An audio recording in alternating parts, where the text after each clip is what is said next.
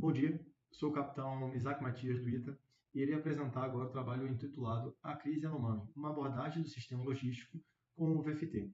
Esse trabalho foi realizado em conjunto com o Major França, o Major Spiller e a professora Carmen, todos do ITA, e a professora Nícia, da UF.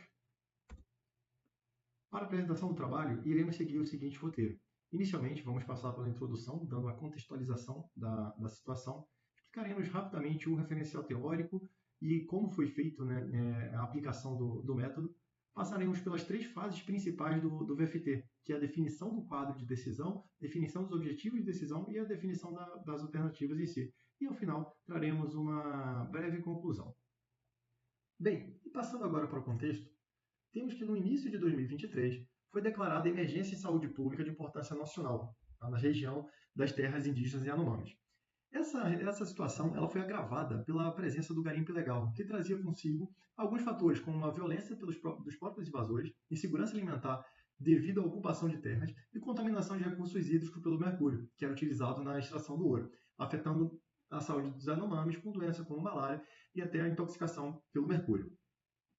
Em resposta a essa situação, por meio do decreto número 11.405, de 30 de janeiro de 2023, o governo federal estabeleceu medidas para o combate do garimpo ilegal e enfrentamento da crise de saúde, e atribuiu principalmente ao Ministério da Defesa a tarefa de coordenar os envios de recursos como água, alimentos, medicamentos para atender as demandas surgidas em função da crise em vigência.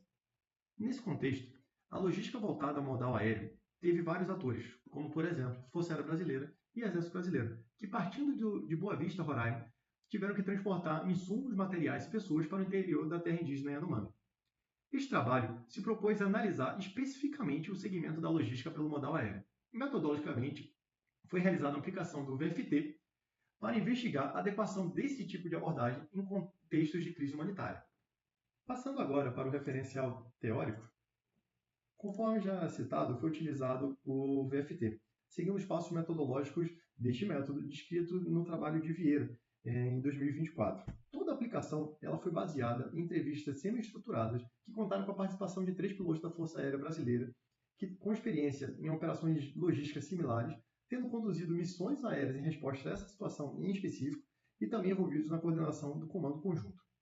Podemos, então, passar para a aplicação do método propriamente dito. Conforme já havia dito, a primeira fase é a definição do quadro inicial de decisão. Abaixo do slide é possível ver um fluxograma proposto por Vieira em 2024 dos passos metodológicos a serem seguidos. Em vermelho foi destacado quais passos foram adotados em razão das características específicas do problema. Né? Inicialmente foi mapeado quais stakeholders, passamos aqui seguindo essa linha vermelha para que fosse possível identificar o quadro inicial de decisão, documentando toda este quadro e o processo que está definido nesse espaço metodológico, para que a gente pudesse ter a declaração da decisão ao final dessa fase. Como resultado, nós temos inicialmente o mapeamento de stakeholders. E, num levantamento inicial, foram destacados o Comando Conjunto, o Exército Brasileiro, Força Aérea Brasileira, FUNAI, Mídia, Ministério da Saúde, Governo Estadual, povos indígenas e população de Boa Vista. Utilizamos nesse momento uma ferramenta chamada Matriz de Interesse e Poder, para aprimorar a classificação dos stakeholders. E após isso, passamos para a classificação prevista no VFT, destacando o Comando Conjunto, o Exército Brasileiro e a Força Aérea Brasileira como decision makers. Após isso, foi definido o Vision Statement, fazendo perguntas como o que iremos fazer, que seria transportar materiais e pessoas de Boa Vista para as aldeias, em função da existência da crise humanitária, e sabendo o que foi de fato realizado após a normalização da vida no interior da terra indígena Yanomami. Nesse passo, inclusive, são levantados alguns óbices. E aqui, como exemplo, tem 4, que são a incompatibilidade de cargas a serem transportadas, pois, somente por exemplo, não é possível transportar combustível e pessoas no mesmo voo, a necessidade de padronização de acondicionamento de cargas a serem transportadas, limitação do potencial logístico relacionada com a disponibilidade das aeronaves envolvidas e a limitação de espaço para armazenagem de materiais no pilotão especial de fronteira de Surucucu, que servia como uma base intermediária para o posterior escoamento dos insumos. Foi feito também um diagrama de influência, para que se pudesse analisar as decisões, incertezas e incertezas envolvidas nessa situação. Com isso, foi possível definir o propósito, as perspectivas e o escopo, já utilizado nessa questão aqui da declaração de decisão, em que está inserido tanto o propósito, o escopo e a perspectiva aplicados a este quadro, que foi adaptado, né, no trabalho de Vieira 2024. Sendo assim, o resultado da primeira fase foi essa declaração de decisão, que basicamente dizia, né, decidir como será a ordem de atendimento das demandas, de modo a possibilitar a execução do planejamento de voo, tendo como pilares balizadores a preservação da vida humana e a segurança de voo, que são as perspectivas, respeitando os critérios limitantes como, que aí já entra o escopo, as características da demanda a ser transportada, aeronaves disponíveis para o transporte e quantidade de espaço disponível no pelotão de fronteira de Surucucu para armazenamento temporário de materiais a serem escoados para o rodeio.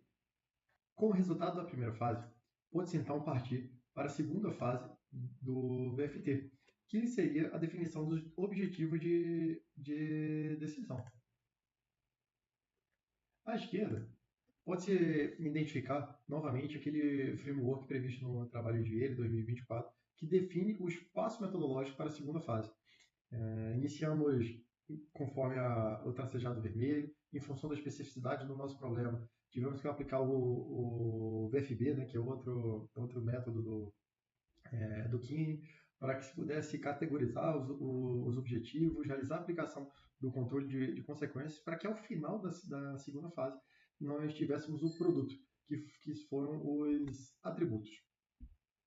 Essa aqui, somente para ilustrar, foi a aplicação do VFT Device, né, que é uma série de perguntas que foram realizadas aos entrevistados, e para entender melhor, né, a situação. Né? Como, por exemplo, aqui, qual que seria a alternativa perfeita, uma alternativa terrível, algumas alternativas razoáveis e status quo.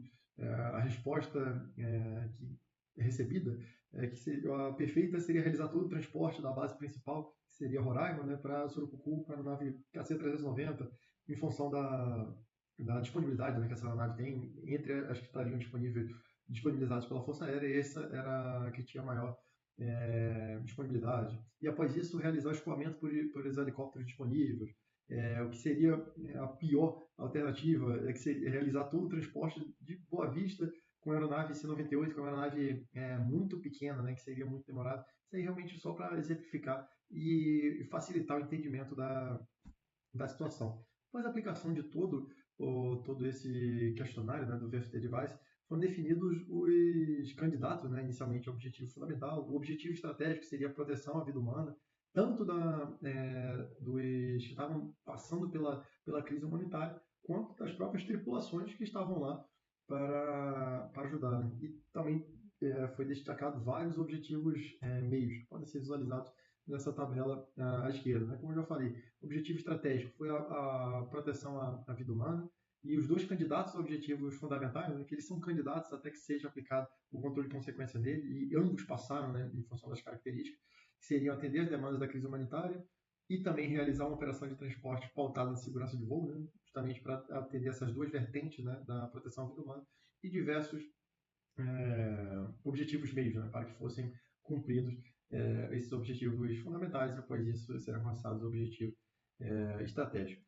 Após isso, foram decompostos, né, novamente os objetivos fundamentais. Inicialmente, o de atendimento à crise humanitária foi decomposto em dois, né, basicamente suprir a demanda por insumos materiais e fornecer os serviços de saúde necessários no interior da terra indígena Yanomami. E o segundo objetivo fundamental, ele foi decomposto inicialmente para não permitir a ocorrência de acidentes de voo e, novamente, em diminuir o número de ocorrências de sono, diminuir o número de incidentes de voo, diminuir o número de relatórios de prevenção, isso baseado em uma teoria que vai ser comentada mais à frente. Após essa decomposição, foi possível confeccionar, né, criar o que seriam os atributos desses objetivos. E para as demandas, né, de insumos, materiais e serviços, o atributo seria exatamente uma análise na quantidade que é necessária. Né? A demanda decorrente da crise humanitária ela vai diminuir à medida que materiais, insumos ou serviços forem forem prestados no interior da terra indígena Yanomami. Para a questão da segurança de voo, né, o outro objetivo fundamental, foi utilizado, aqui retratado na direita, né, por iceberg, mas a teoria do Wechsler, né, do iceberg, que fala que para um acidente acontecer, não é voltado à segurança de voo, mas sim segurança do trabalho, mas ele é muito utilizado em questão de segurança de voo, para que para um acidente acontecer, várias ocorrências de menor vulto, elas acontecem. Então, diminuindo, a intenção é diminuir esse número de ocorrências de menor vulto, por assim dizer, para que a probabilidade de ter um acidente ela diminua ao máximo. E foi nesse sentido que foram definidos os atributos como o número de ocorrências de solo, número em função do tipo, né? O número de incidentes de voo e também o número de o relatório de prevenção, né, que são relatos preenchidos pelas tripulações ou equipes de suporte, né, ao voo. Bem, tendo definido os atributos, pode-se então passar para a definição das alternativas, que é a terceira fase de aplicação do VFT. Estas foram definidas em relação aos respectivos objetivos fundamentais, sendo o objetivo fundamental 1 aquele relativo ao atendimento das demandas advindas da crise humanitária, e o objetivo fundamental 2 aquele que se relacionava com a segurança de voo. Bem, para o transporte de cargas, né, para o escoamento de materiais e insumos do pelotão de fronteira de Surucucu para as aldeias, foram levantadas 4 alternativas, que seria realizar o transporte por 4 helicópteros diferentes, seja o Black Hawk, que é o H-60, ou o H-36 da FAB. Poderia se utilizar também o HM-4 do Exército ou o H-15 da Marinha. Para o processo de entrega desses materiais e insumos no pelotão de fronteira Surucucu, foram destacadas 2 possibilidades. Ou fazer o lançamento aéreo, né, utilizando as aeronaves de maior porte, que estavam impossibilitadas de realizar o pouso na localidade, em função do estado precário, né, que vocês até podem ver pelo vídeo, da pista lá em Surucucu, ou optar pelo pouso da aeronave C-98, que era a única que estava autorizada a pousar, principalmente ali no início da operação.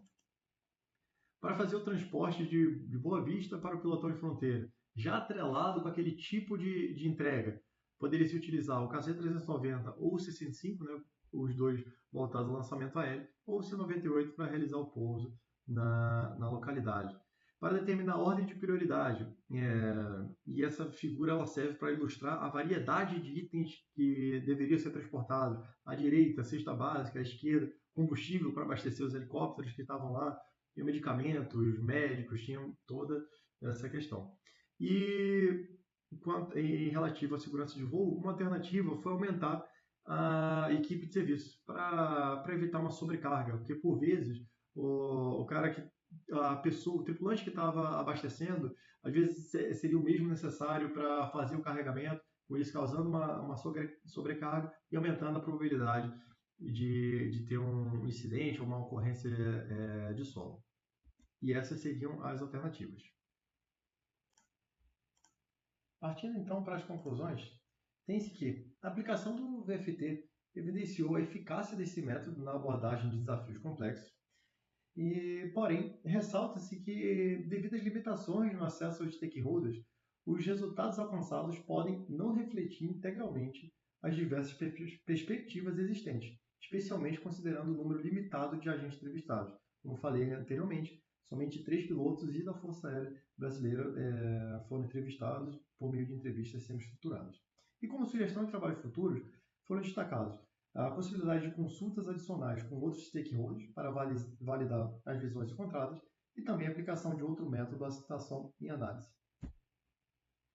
Bem, seguimos esse roteiro, né? Passamos pela introdução, referencial teórico, pelas 3 fases do VFT e finalizamos agora por meio da conclusão. E caso alguém tenha alguma dúvida, estamos à disposição para tratar eventuais questionamentos. Muito obrigado.